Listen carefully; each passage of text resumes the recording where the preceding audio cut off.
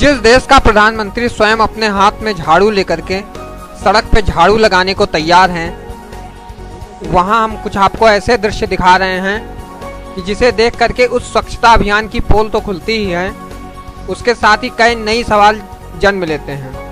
आपकी स्क्रीन पे जनपद फैजाबाद के वजीरगंजवाड़ का एक नाला दिखाई दे रहा है। नाला जो पिछले 10 सालों से साफ नहीं हुआ।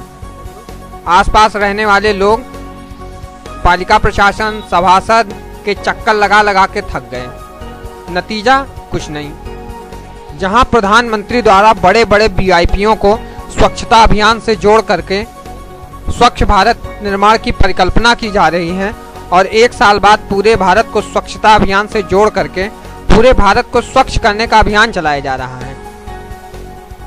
उन्हीं सबके बीच भारत में ये एक ऐसा नाला भी है जो पिछले 10 सालों से साफ नहीं हुआ।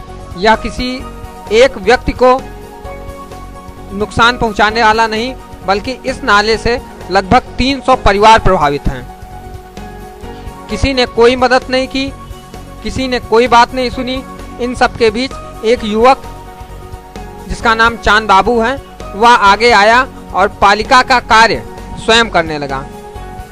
आप अपनी स्क्रीन पर देख रहे हैं, नाले में उतर के चांद बाबू नामक यह युवक नाले की सफाई कर रहा है। फावड़ा हाथ में लेकर के नाली में धसी हुई गंदगी को निकाल करके उसकी सफाई कर रहा है, जिससे पानी सुगमता से निकल सके।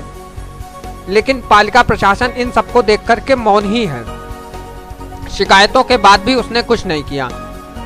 सारे कूड़े निकालने के बाद अगल बगल पड़ी गंदगी को उसने जलाया और नाले को पुनः सुचारू रूप से बहने का ढंग दिया। आइए हम आपको बात कराते हैं नाला साफ करने वाले उस युवक चांद बाबू से। ये बताइए, जो आपके यहाँ का नाला है, ये पीछे कितने दिनों से इसकी कंडीशन ये है? इसे कम से कम 10 साल के हैं, मगर 3 साल से मैं बहुत दौड़ रहा हूँ। विजय गुप्ता के पास गया, उनके पास गया, उनके पास गया, किसी बार कोई काम नहीं हुआ। सारे अधिकारी दौड़ते दौड़ते मैं थक गया, मेरी चप्पल टूट गई, कभी कोई काम हो नहीं पाया। 3 साल से मैं दौड़ रहा हूँ। ये बताइए, इससे कितने परिवार प्रभावित है? इस नाले से जो पानी इकट्ठा हो जाता है, लोग घरों में चला जाता है, कितने परिवार इससे प्रभावित है? कम से कम 300 घर में पानी भर जाता है। अच्छा, ये 300 परिवार के लोगों ने, आपने बताया था कि पीछे धरना भी दिया था। कहाँ, कब, किस किस कैसे कैसे धरना दिया? धरना दिया था नगर पालिका में, और उससे बात भी किया था। उसने कहा था 1 हफ्ते में चले आएंगे, तो भेजा ही नहीं, तो सफा कहाँ से होगा?